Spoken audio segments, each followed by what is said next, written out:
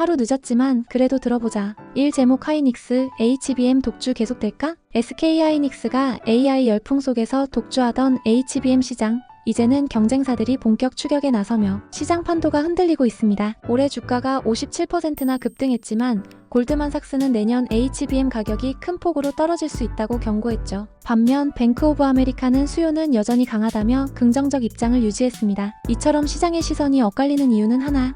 HBM은 고부가 가치지만 가격과 수율 안정이 핵심이기 때문입니다. SK 하이닉스가 6세대 HBM까지 안정적으로 뽑아낼 수 있다면 여전히 리더십은 이어질 겁니다. 하지만 마이크론, 삼성전자 같은 경쟁사들이 치고 올라오고 있어 하이닉스의 독주는 더 이상 보장되지 않습니다. 이제 중요한 건 기술력과 가격 협상력, 그 싸움이 본격적으로 시작됐습니다. 이 제목 국산 OLED TV는 왜 보조금 대상이 아니다? 국산 OLED TV를 사려던 소비자들 당황하셨죠? 정부의 2,600억 가전 환급 정책이 시작됐지만 정작 삼성 LG의 OLED TV는 지원 대상에서 빠졌습니다. 이유는 간단합니다. 에너지 효율 1등급이 기준이기 때문이죠. 문제는 LCD TV, 특히 중국산 저가 제품들만 지원을 받고 있다는 겁니다. 이러다 보니 세금이 오히려 중국 기업의 혜택으로 돌아간다는 비판이 나옵니다. OLED는 에너지 소모가 높지만 고부가 기술이자 우리가 선도하는 분야입니다. 단순 전기 소비만 보고 환급 대상을 정하기보단 산업 보호와 기술 경쟁력까지 고려하는 정책 설계가 필요합니다.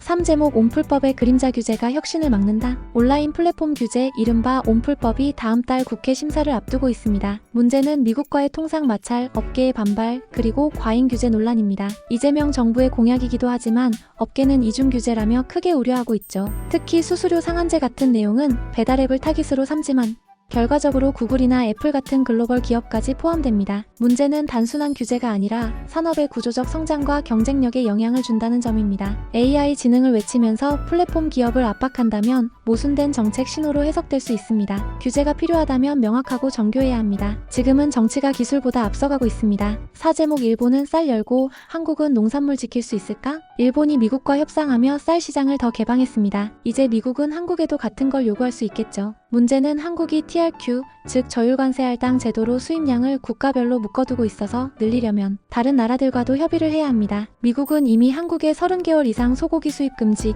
유전자작물 제한 등 비관세 장벽에 대해 문제를 제기해왔습니다. 우리 입장에선 농업을 보호하면서도 통상 압박을 완화해야 하는 복잡한 계산이 필요하죠. 식량 주권을 지키는 동시에 무역 파트너십도 유지하는 균형 감각이 요구됩니다. 5. 제목 GM과 손잡은 LG엔솔, 북미 배터리 판 흔든다. GM이 배터리 공급을 위해 LG에너지솔루션과 손을 잡았습니다. 중국 CATL 대신 미국 테네시에서 LFP 배터리를 직접 생산하기로 한 겁니다. 게다가 리튬, 흑연 같은 핵심 소재도 북미에서 조달해 IRA 보조금 기준도 충족시킵니다. 이건 단순히 합작이 아닙니다. 북미 시장을 장악하려는 공급망 재편의 시그널이죠. LG엔솔에게는 LFP 영역 확장, GM에겐 자립형 공급망 확보라는 명확한 목표가 있습니다. 배터리 산업의 패러다임이 바뀌고 있습니다. 어디서 만들고 무엇으로 만들었는가가 점점 더 중요해지고 있습니다. 6. 제목 두산의 10MW 해상풍력 왜 중요한가? 두산에너빌리티가 국내 최초로 10MW 해상풍력 발전기에 대해 미국 UL 인증을 받았습니다. 단순히 큰 풍력기라는 게 아닙니다. 이건 해외 시장 진출 자격증입니다. UL은 글로벌 인증 기준이라 수출 경쟁력 확보의 핵심이죠. 이번 개발엔 150개 넘는 국내 협력사가 참여했고 공급망 전반의 역량도 한 단계 도약했습니다. 재생에너지를 키우려면 이런 대형 인프라가 반드시 필요합니다. 기술 자립도 산업 생태계, 수출 경쟁력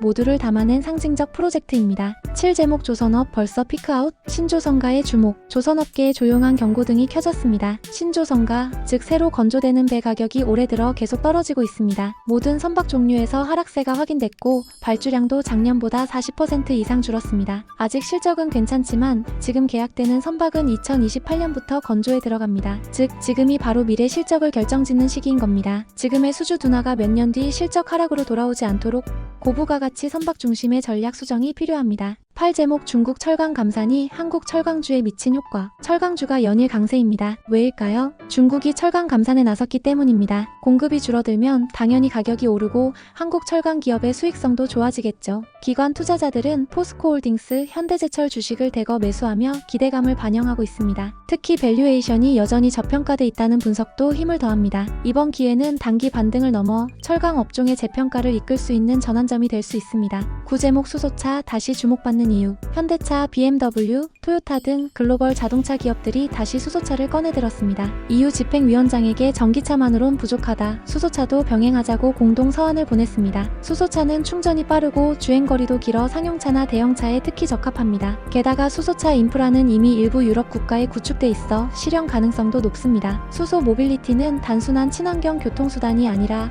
자동차 산업의 또 다른 미래입니다. 현대차처럼 기술력 있는 기업에는 전기차의 다음 파도일 수도 있습니다.